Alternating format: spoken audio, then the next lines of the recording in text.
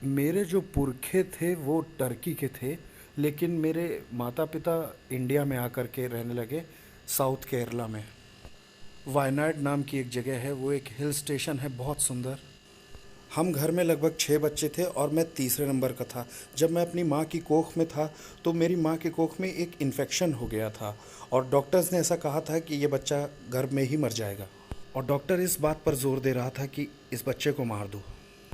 लेकिन वो अल्लाह की एक बंदी थी और खुदा को मानती थी, इसलिए वो किसी की भी राय नहीं मान सकती थी। उसने अल्लाह से ये कहकर दुआ कि अल्लाह, ज़िंदगी तेरी होती है और ज़िंदगी तू ही दे सकता है। अगर तू इस बच्चे को ज़िंदगी देगा तो मैं इस बच्चे को तुझे सौंप दूंगी। ये उसका सरेंडर था, ऑफ़र था। करिश्मा हुआ और मैं पैदा हुआ। सबको लगा कि मैं गर्भ में ही मर जाऊंगा। क्योंकि मैं खुदा को सौंप दिया गया था, इसलिए मेरे माता पिता ने मुझे स्कूल नहीं भेजा। मेरे बचपन बहुत बुरा था। मेरे भाई बहन और पड़ोसी स्कूल जा सकते थे, लेकिन मुझे इतनी आज़ादी नहीं थी क्योंकि मैं खुदा को सौंप दिया गया था। 8 साल की उम्र में मुझे मुस्लिम अरबिक कॉलेज में भेजा गया, एक मुस्लिम मौलाना बनने के लिए। मेरी उम्र क्या थी ये अगर आप मुझसे पूछेंगे तो मुझे सब कुछ याद नहीं है, लेकिन मुझे 5 से 8 साल के बीच में कुछ कुछ बातें याद हैं। मेरा बचपन बहुत खुशनुमा नहीं था क्योंकि मेरी मर्जी के बिना उन्होंने, आप जानते, मुझसे नहीं पूछा कि तुम खुदा के लिए तैयार हो कि नहीं। ऐसा नहीं हुआ। उन्होंने खुद ये फैसला किया कि तुम खुदा के हो और दे दिया। अच्छा, हमें एक मुस्लिम मौलाना बनने के लिए आपको फ़िलॉसफ़ी और थियोलॉजी की पढ़ाई करनी होती है। फ़िलॉसफ़ी में आपके पास 5 साल होते हैं लगभग। उन 5 सालों में आप पढ़ रहे होते हैं मेटाफिज़िक्स, एपिस्टेमोलॉजी, लॉजिक वगैरह, और अरबिक लैंग्वेज भी। और अगला आपका थियोलॉजी पीरियड होता है जिसमें आप जिसे मुख्तसर कहते हैं। पहला मुख्तसर है और दूसरा मुतव्वल है। मुतव्वल वाले हिस्से में आप थियोलॉजी पढ़ते हैं जिसमें मॉरल थियोलॉजी, कुरान की थियोलॉजी और शरिया लॉ वगैरह आते हैं। तो अगले 10 साल में, कुछ लोगों को 12 साल भी लगते हैं, लेकिन अगर आप पढ़ाई में और परफॉर्मेंस में अच्छे हैं तो 10 साल में आपकी पढ़ाई ख़त्म हो जाती है। तो मैंने भी 10 साल में पढ़ाई अरबिक कॉलेज में ख़त्म कर ली। वहाँ अरबिक कॉलेज में, जो कि साउथ केरला में था, मैंने अपनी पढ़ाई की। एक बात एक बात बचपन से ही मेरे साथ थी कि जो कानून है वो किसी इंसान पर ज़बरदस्ती उस पर थोपने नहीं है। एक तरह की आज़ादी दी जा सकती है। अगर तुम चाहो तो ही तुम करो। अगर तुम अच्छा करोगे तो अच्छा होगा, अगर तुम बुरा करोगे तो तुम बुरा पाओगे, आप ऐसा कह सकते हो। लेकिन अगर कोई नहीं करता है तो आप उसे ज़मीन पे सज़ा नहीं दे सकते। मिसाल के तौर पे मेरे वालिद मुझसे कहते कि तुम्हें मस्जिद में रहना है, लेकिन अगर मैं मस्जिद में नहीं होता तो वो मुझे मारते। वो मुझसे कहते कि तुम्हें रमज़ान रहना है, और अगर मैं रोज़े नहीं रखता तो वो मुझे खाना नहीं देते थे। आप जानते हैं, जो सज़ा बचपन में दी जाती थी उससे मैं खुश नहीं था। एक मुस्लिम मस्जिद में मैं एक इमाम के तौर पर काम कर रहा था, एज अ पैरिश प्रीस्ट मौलाना। तो वहाँ प्रीच करते वक्त मैंने बोला कि यीशु मसीह खुदा नहीं है। मेरे लिए खुदा सिर्फ अल्लाह था। अल्लाह की कभी शादी नहीं हुई तो कोई अल्लाह का बेटा नहीं। तो मैंने ये प्रीच किया कि यीशु खुदा नहीं है। तो किसी ने पूछा, फिर यीशु कौन है? भीड़ में से किसी ने, शायद कोई मुस्लिम, लेकिन उसने पूछा यीशु कौन है? मैं प्रीच कर रहा था वो खुदा नहीं है, लेकिन क्वेश्चन था वो कौन है। तो ये जानने के लिए मैंने एक बार फिर से पूरी कुरान पढ़ी, 114 चैप्टर, 6666 कुरान की आयतें। और जब मैंने उन्हें पढ़ा तो प्रॉफिट मोहम्मद का नाम मैंने कुरान में सिर्फ 4 जगह पाया, लेकिन यीशु मसीह का नाम 25 जगह। इस बात से मैं थोड़ा सा कंफ्यूज हुआ कि कुरान यीशु को ज़्यादा तवज्जो क्यों देती है। और दूसरी बात, मुझे कुरान में किसी औरत का नाम दिखाई नहीं दिया, ना प्रॉफिट मोहम्मद की माँ का नाम, ना उनकी वाइफ का, ना उनकी बच्चियों का नाम। कुरान में सिर्फ एक औरत का नाम है, वो है मरियम, यीशु की माँ। और किसी औरत का नाम ही नहीं है। पाक कुरान चैप्टर 3 में चैप्टर का नाम है मरियम का ख़ानदान, और पाक कुरान चैप्टर 19 में चैप्टर का नाम ही है मरियम। एक पूरा चैप्टर ही है मरियम। तो मुझे ये जानने की बड़ी इच्छा थी कि कुरान ये सब क्यों कहती है। मरियम के बारे में पाक कुरान चैप्टर 3:34 से आगे कहती है कि मरियम बिना किसी पाप के पैदा हुई और उसने कभी कोई पाप नहीं किया अपनी ज़िंदगी में, और वो हमेशा वर्जिन थी। कुरान चैप्टर 50 आयत 23 कहती है कि वो फिजिकल बॉडी के साथ जन्नत चली गई, ऐसा कुरान में लिखा हुआ है। और फिर यीशु के बारे में चैप्टर 3 45 से 55 आयतों में वहाँ 10 पॉइंट्स हैं जो यीशु के बारे में कुरान कहती है। पहली चीज़ जो कुरान कहती है कलिमतुल्लाह, जिसका अरबी में मतलब है खुदा का कलाम, और दूसरी रूह अल्लाह यानी खुदा की रूह, और तीसरा है ईसल मसीह यानी जीसस क्राइस्ट। तो कुरान ने यीशु को नाम क्या दिए हैं? खुदा का कलाम, खुदा की रूह और ईसा मसीह। और कुरान कहती है कि यीशु बोले जब वो बहुत छोटे थे, यानी कि सिर्फ 2 दिन के, अपने पैदा होने के सिर्फ 2 दिन में ही वो बोलना शुरू हो गए। कुरान कहती है यीशु ने एक जिंदा चिड़िया बना दी मिट्टी से। उसने मिट्टी ली, चिड़िया बनाई और उसमें फूका और वो जिंदा चिड़िया बन गई। तो मैंने सोचा ये जिंदगी देने की कुव्वत रखता है। उसने मिट्टी में जान डाल दी, मिट्टी में। और आगे कुरान कहती है कि उसने जन्म के अंधे को ठीक किया, उसने कोढ़ी को ठीक किया, और ऐसी बहुत सी बातें। और आगे कुरान कहती जाती है कि उन्होंने मुर्दों को जिंदा किया, वो जन्नत चले गए, वो आज भी जिंदा है और दोबारा आएंगे। और जब मैंने ये बातें कुरान में देखी तो मैंने सोचा कि देखूं कुरान मोहम्मद के बारे में क्या कहती है। आप जानते कुरान के हिसाब से मोहम्मद ना तो खुदा का कलाम है, ना खुदा की रूह है, ना 2 दिन का होने पर बोले, और ना कोई मिट्टी से चिड़िया बनाई, ना किसी बीमार को ठीक किया, ना किसी मुर्दे को जिंदा किया। वो उनकी खुद भी मौत हुई थी और कुरान के हिसाब से वो जिंदा नहीं है और ना दोबारा आने वाले हैं। तो बहुत फर्क है इन दोनों नबियों के बीच में। मैं यीशु को खुदा नहीं बुलाता था, आप जानते हैं। मैं सोचता था कि वो एक प्रॉफिट है और वो मोहम्मद से बड़े प्रॉफिट हैं। तो एक दिन मैं अपने एक टीचर के पास गया जिन्होंने 10 साल मुझे अरबिक कॉलेज में पढ़ाया था। मैंने उनसे पूछा, टीचर ये बताइए कि खुदा ने दुनिया कैसे बनाई? उन्होंने कहा खुदा ने कलाम से दुनिया बनाई, कलाम के वसीले से। तो मेरा सवाल था कि कलाम क्रिएटर है या क्रिएशन है? समझिएगा इसे, कलाम क्रिएटर है या क्रिएशन है? कुरान कहती है यीशु खुदा का कलाम है।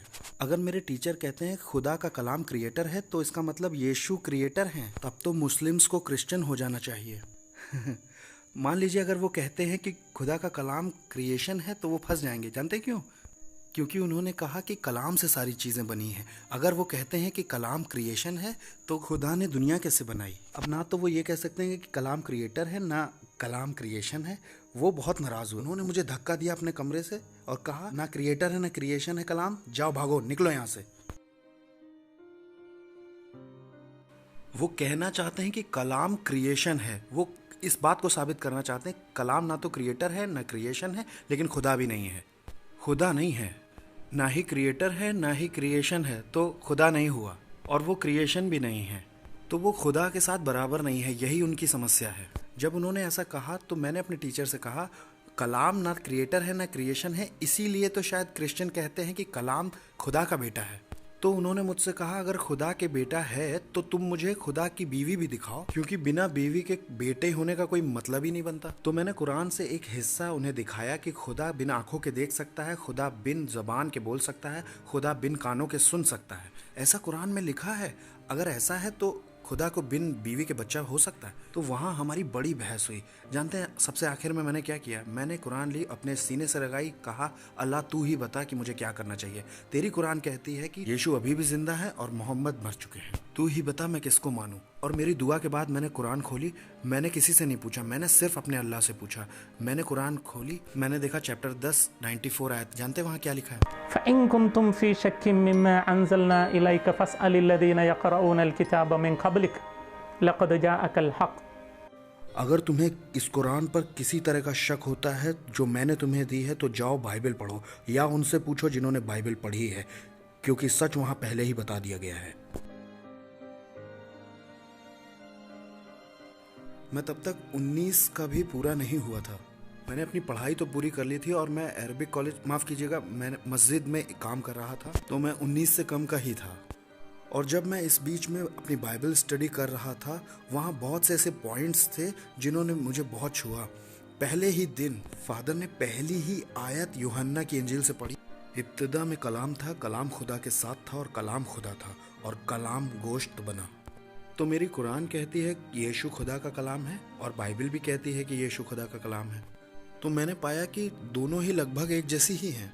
तो मैं ये जान के बड़ा खुश हुआ कि मुझे कुरान भी चाहिए, मुझे बाइबल भी चाहिए, मुझे दोनों चाहिए। तो आप जानते हैं एक दिन मैं मसीही बनता, एक दिन मैं मुस्लिम बनता, एक दिन मसीही एक दिन, तो मुझे दोनों चाहिए। और जब मैं ऐसा सोच रहा था तो मैंने एक और कलाम सुना। यूहन्ना के पहले चैप्टर की 12वीं आयत सबसे प्यारी आयत मेरे लिए। बाइबल में ऐसा लिखा है, अगर कोई यीशु को कबूल करेगा तो यीशु उसे ताकत देगा खुदा के बेटे बेटियां बनने की। आप जानते हैं कुरान की सारी आयतें ये कहती हैं कि हम इंसान खुदा के गुलाम हैं। अल्लाह मालिक है और मालिक गुलाम से प्यार नहीं कर सकता और गुलाम मालिक से प्यार नहीं कर सकता। मैं किसी का नौकर गुलाम नहीं बनना चाहता हूँ। कुरान कहती है कि तुम मेरे गुलाम हो। लेकिन जब मैंने यूहन्ना 1:12 सुना जो कहता है कि अगर तुम यीशु पर ईमान लाते हो तो यीशु तुम्हें खुदा के बेटे बेटियां बना देगा, तो मैंने तुरंत कहा कि मुझे यीशु चाहिए, क्योंकि मैं खुदा का बच्चा बनना चाहता था। और वहाँ से मैंने खुदा को डैडी कहना शुरू किया। उससे पहले मैं जानता ही नहीं था कि मैं खुदा को डैडी बुला सकता हूँ। आप जानते हैं यीशु ने दुआ सिखाई, वो अरमिक में कहती है एक तरह से हमारे बाप, अबून उसने कहा। अरबी ज़ुबान में अबून का मतलब होता है हमारे बाप। अगर आप मुझसे पूछें तो मैं अपनी खुशी जाहिर नहीं कर पाऊंगा जब मैं अपने खुदा को बाप बुलाता हूँ। जब भी कभी मैं खुदा को बाप बुला, और जब कभी मैं सोचता हूँ कि इस कायनात को बनाने वाला मेरा बाप है, मुझे इस तरह की खुशी होती कि मैं उसे बता नहीं सकता। वो मेरे समझाने से बाहर है। जब आपको ये तजुर्बा होगा तभी आप इसे समझ सकते हो। मुझे खुदा बाप बुलाना बहुत अच्छा लगता है। वहाँ मैंने यीशु को कबूल किया। जब मैं डिवाइन नाम की जगह पर रह रहा था तो वहाँ पर बहुत से ऐसे पॉइंट्स थे जिन्होंने मेरी ज़िंदगी को छुआ, और वहाँ पर मैं मसीही बना। और इस बीच में मैं अपने घर से गायब था।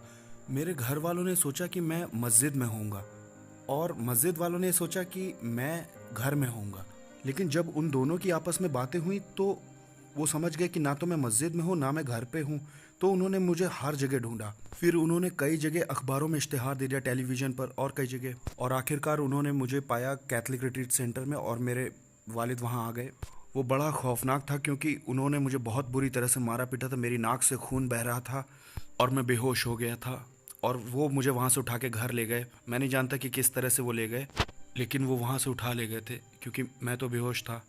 जब मुझे होश आया तो मैं एक छोटे से कमरे में था और वहाँ मुझ पे कोई कपड़े नहीं थे। मैं पूरी तरह से नंगा था। मेरे हाथ और पाँव चेन से बहुत टाइट बांधे गए थे और मैं बोल भी नहीं पा रहा था क्योंकि मेरे मुंह में मिर्च पाउडर डाला गया था, नाक में, आँख में। और आप जानते हैं, जहाँ कहीं भी मेरी खाल पर जख्म थे, घाव थे, उन्होंने लाल मिर्च डाल दी थी मुझे जलाने के लिए। और भी उन्होंने बहुत कुछ किया, क्योंकि ये कुरान में लगभग 18 जगह दिया है कि आपको एक नॉन बिलीव, कुछ जगह ये भी दिया है कि उसे मार दो जो इस्लाम छोड़ता है। तो मेरे वालिद कुरान के कानून का हुक्म मान रहे थे। वो और भी कुछ करना चाह रहे थे। उन्होंने कई दिन तक मुझे खाना नहीं दिया, पानी नहीं दिया। मैं पूरी तरह से सूख गया था और मैंने अपने फटे हुए होंठ से थोड़ा सा खून चाटने की कोशिश की गले को गीला करने के लिए। तब मेरा भाई आया और उसने मेरे मुंह के अंदर पेशाब कर दिया। उसने कहा, यही तुम्हारी सज़ा है मसीह में ईमान लाने के लिए। और कई दिन के बाद मेरा पेट खाना और पानी ना मिलने से पूरी तरह से ख़राब हो चुका था। मेरा जिस्म पूरी तरह से कमज़ोर हो गया था और मैं बिल्कुल हड्डी की तरह हो गया, और आखिर में मेरी याददाश्त भी पूरी तरह से चली गई। मैं कुछ सोच भी नहीं सकता था क्योंकि खाना पानी नहीं था। मैं बिल्कुल मरे हुए आदमी जैसा था। मैं नहीं जानता कितने दिन, शायद 20 दिन मैं उस कमरे में था। एक दिन मेरे वालिद वहाँ आए उस कमरे में और उन्होंने मेरी चेन खोल दी और मैं उस समय उठा हुआ नहीं था। उन्होंने मेरी गर्दन दबाई बहुत कस के, ये जानने के लिए कि मेरे शरीर में जान है कि नहीं। तो जब उन्होंने मेरी गर्दन दबाई मैं सांस नहीं ले पाया और मैं उनके हाथ में एक बड़ी चाकू देख सकता था। उन्होंने मुझसे कहा कि ये तुम्हारा आखिरी समय है, तुम्हारे लिए कोई उम्मीद नहीं। उन्होंने कहा, अगर तुम्हें अल्लाह चाहिए तो मैं तुम्हें जीने दूंगा, अगर तुम्हें यीशु चाहिए तो मैं तुम्हें मार दूंगा। मैं बताऊं, आप जानते हैं, जब मैं अपनी माँ की कोख में था तो सब ने कहा ये मर जाएगा, लेकिन वो मुझसे प्यार करते थे इतना कि मेरे लिए दुआ कर रहे थे कि मुझे ज़िंदगी मिले। लेकिन अब वो मुझे मारना चाहते हैं, तो मैं नहीं जानता। और मैं अपने वालिद को अच्छी तरह से जानता हूँ, वो मुझे मार देंगे। तो जब मैं ये समझ गया कि ये मेरी मौत का आखिरी लम्हा है तो मैंने सोचा कि यीशु भी तो मर गए लेकिन दोबारा जिंदा हुए। अगर मैं यीशु पे यकीन करता हूँ, मरता हूँ, तो मैं भी जिंदगी पा सकता हूँ। आप जानते, एक तरह की खुशी थी कि यीशु में मरना अच्छा है। जब मैंने ऐसा फैसला लिया तो एक तरह की रोशनी मेरे माथे पर लगी, जैसे चांद की रोशनी कुछ मेरे सिर में लगा और एक तरह का बिजली का झटका जैसा मुझे लगा और कुछ मेरे अंदर इतनी ताकत आ गई। आप जानते, कहीं से मेरे शरीर के अंदर इतनी जान आ गई कि मैं खुद को कंट्रोल नहीं कर पा रहा था। इतनी ताकत थी मेरे हड्डियों में। मैंने अपने वालिद का हाथ नीचे खींचा और जोर से चिल्लाया, यीशु। और जब मैं चिल्लाया तो वो ज़मीन पर गिर पड़े, और जब वो गिरे तो उनके हाथ में जो चाकू था वो उनके छाती पे लगा और एक बड़ा जख्म हो गया, और वहाँ से बहुत खून निकलने लगा, और एक तरह का झाग उनके मुंह से निकलने लगा, और वो बहुत तेज़ चिल्लाए, और सब एक तरह के शौक में थे। मेरा भाई हो, माँ और बहनें, उनको नहीं मालूम था क्या हो रहा है। उन्होंने सोचा मेरे बाप मर गए हैं। सब उन्हें उठा करके हॉस्पिटल की तरफ भागे, और जब वो जा रहे थे तो उन्होंने बाहर से मेरा रूम लॉक करना भूल गए। और मेरे अंदर जो ताकत थी मैं आपको बता नहीं सकता हूँ, क्योंकि मैं तो बिल्कुल हड्डी की तरह हो गया था। कोई खाना नहीं, बहुत दिन से, 20 दिन से ज़्यादा हड्डी तो हो गया था, लेकिन बहुत एनर्जी थी। तो मैं तुरंत बाहर आया, मैंने अपने वालिद के कपड़े पहने, टैक्सी स्टैंड तक आया टैक्सी लेने के लिए, और सीधा वहाँ से भाग गया। रास्ते में जो आदमी टैक्सी चला रहा था वो एक क्रिश्चियन था। उसने मेरे लिए मिठाई और जूस बहुत कुछ लिया। उसको मेरा स्ट्रगल मालूम है, उसने मुझे पोटा छोड़ा। वो अभी भी मेरे कांटेक्ट में है और मेरा बहुत अच्छा दोस्त है, वो टैक्सी ड्राइवर। तो मैं निकल गया और पोटा आ गया। उस दिन मैंने सचमुच में जाना कि मेरा यीशु आज भी जिंदा है। जब मैंने उसे अपनी ज़रूरत के लिए पुकारा, उसने मुझे बचाया। इसका मतलब है कि वो यहाँ भी है। जब मैं आपसे बात कर रहा हूँ तो ये मेरी लाइफ है। हर कहीं मैं जानता हूँ कि वो मौजूद है, क्योंकि मेरे कन्वर्जन के 18 साल हो गए हैं। मैंने कभी नहीं सोचा था कि मुस्लिम मुझे जीने देंगे 18 साल तक। और मैंने मिडिल ईस्ट में भी प्रीच किया है, वहाँ अरब आए थे और कुछ भी नहीं हुआ। तो इसका मतलब है यीशु जिंदा है और मुझे बचा रहे हैं। नहीं, कभी नहीं। देखिए, आपको भी नहीं डरना चाहिए। मरने का डर तो एक तरह की बेवकूफ़ी है। जानते हैं क्यों? क्योंकि जितने पैदा हुए हैं उन्हें एक ना एक दिन तो मरना ही है। 100% उन सबको मरना है। आपको भी मरना है, सबको मरना है। आप मौत से डरो या ना डरो, आपको मरना है, ये एक फैक्ट है। और मैं तो ये कहूँगा, एक बात जो धरती पर तय है वो है आपको मौत आनी है। इस वक्त जब मैं आपसे बात कर रहा हूँ, मैं इस बारे में श्योर नहीं हूँ कि ये ब्रॉडकास्ट होगा भी कि नहीं, क्योंकि कुछ भी हो सकता है। मैं इस बारे में श्योर नहीं हूँ कि मैं रात का खाना खा पाऊंगा कि नहीं। मैं इस बारे में श्योर नहीं हूँ कि मैं भारत वापस जा पाऊंगा कि नहीं। मैं बिल्कुल श्योर नहीं हूँ। मैं श्योर नहीं हूँ कि मेरे बच्चे अच्छे से पढ़ेंगे और सर्टिफिकेट लाएंगे। मैं किसी चीज़ के बारे में श्योर नहीं हूँ। लेकिन एक बात के लिए मैं बिल्कुल श्योर हूँ कि मुझे मौत आनी है। जितनी भी बातें हैं सब बेठिकाना है, और आप कोशिश करते हैं, कुछ हो सकता है, कुछ नहीं हो सकता है, लेकिन श्योर नहीं है। लेकिन एक बात है जो बिल्कुल तय है, वो है मौत। तो मरने से कभी मत डरिए। इस बात को बिल्कुल मान लीजिए कि ये तो एक दिन आनी है। तो आप ये सोच सकते हो कि अगर मैं मोहम्मद में यकीन करता हूँ और मरता हूँ तो मेरी सिचुएशन क्या होगी। प्रॉफिट मोहम्मद मरे और लोगों ने उन्हें दफना दिया, और उसके बाद हम नहीं जानते वो कहाँ गए। अगर मैं उनमें यकीन करता हूँ और मरता हूँ तो मैं नहीं जानता मैं कहाँ जाऊँगा। गौतम बुद्ध, महावीर, गुरु नानक, शिरडी बाबा, काली, मुरुगन, विष्णु, वामन, बहुत सारे देवी देवता मेरे देश में, भारत में हैं। वो जिए और उन्होंने हिस्ट्री बनाई और वो मर गए। लोगों ने उन्हें दफना दिया और वो कहाँ चले गए हमें नहीं मालूम। अगर मैं इन सारे देवी देवताओं पर यकीन करता हूँ तो मैं नहीं जानता कि मेरा भविष्य क्या हो। लेकिन मसीह जो मरा और दोबारा जिंदा हुआ, तो मेरे पास एक उम्मीद है कि मैं अगर मसीह में मरता हूँ तो मैं भी जिंदा होऊंगा। तो सबसे अच्छा रहेगा कि मरना तो कबूल कर लें, और वो भी मसीह में मरे। यीशु ने बहुत साफ तौर पे कहा है कि मैं अपने पिता के घर जाता हूँ। माफ कीजिएगा, यूहन्ना 14:3 में, मैं अपने पिता के घर जाता हूँ, वहाँ बहुत से मकान हैं और मैं तुम्हारे लिए जगह तैयार करता हूँ ताकि आकर तुमको ले जाऊँ। तो मैं तो बड़ा खुश हूँ कि मेरा यीशु वहाँ मेरे लिए बहुत बड़ा बंगला तैयार कर रहा है, क्योंकि अगर उसका काम एक बार खत्म हो गया तो वो मुझे आके ले जाएगा। और मुझे लगता है कि वो बहुत बड़ा बंगला है, क्योंकि 18 साल से मुस्लिम मुझे मारने की कोशिश कर रहे हैं, लेकिन मार नहीं पाए। इसका मतलब है कि कंस्ट्रक्शन चल रहा है, एक बार काम खत्म हुआ तो वो मुझे ले जाएंगे और तभी मुस्लिम मुझे मार सकेंगे, उससे पहले कोई नहीं। तो मैं मरने से नहीं डरता, ये तो तय है। एक चीज मैं सोचता हूँ कि मौत के बाद क्या। हमेशा की जिंदगी के लिए आपको यीशु की जरूरत है। हर धर्म ये कहता है कि खुदा और इंसान के बीच में कोई समस्या है तो वो है पाप, और इस्लाम में उनके पास अपने पापों के लिए कुर्बानी है जानवरों की। अपने पापों के लिए वो जानवरों को कुर्बान करते हैं। हिंदुइज्म में अगला जन्म, लेकिन सिर्फ क्रिश्चियनिटी में यीशु मसीह ने हमारे उसकी सजा भुगत ली और मेरे सब पापों को हटा दिया और मुझे बिल्कुल पाक कर दिया। और अब वो मुझे खुदा बाप को दे सकता है ये कहते हुए कि अब ये पाक है। अब मैंने इसे पाक कर दिया है और इसकी सारी सजा, इसके गुनाह, पाप अपने ऊपर ले लिए हैं, अब इसे आप जन्नत में आने दे सकते हो। तो यीशु मेरे नजात देने वाले हैं और वो एक परफेक्ट इंसान है क्योंकि मैं एक इंसान हूँ। मेरा सेवियर एक इंसान ही होना चाहिए और वो परफेक्ट खुदा भी है क्योंकि मुझे हमेशा की जिंदगी चाहिए और खुदा ही इटर्नल लाइफ दे सकता है। आपको मैं आसानी से समझा सकता हूँ कि पाप करने से मौत आती है, पाप से मौत आती है। तो मौत को हटाने के लिए आपको क्या करना चाहिए? अच्छा, अंधेरे को हटाने के लिए जैसे आप रोशनी को लाते हैं, वैसे ही मौत को हटाने के लिए आपको ज़िंदगी चाहिए। किसकी ज़िंदगी? पुराने अहदनामे में वो जानवरों की कुर्बानी देते थे क्योंकि वो मानते थे कि खून में ही ज़िंदगी होती है। मुस्लिम तो आज भी कुर्बानी करते हैं, लेकिन मेरी मौत को हटाने के लिए मुझे फिरदौस की ज़िंदगी चाहिए। और ये इटर्नल लाइफ मुझे कहाँ से मिल सकती है? सिर्फ खुदा से। और ये है जो यीशु ने क्रूस पर दी।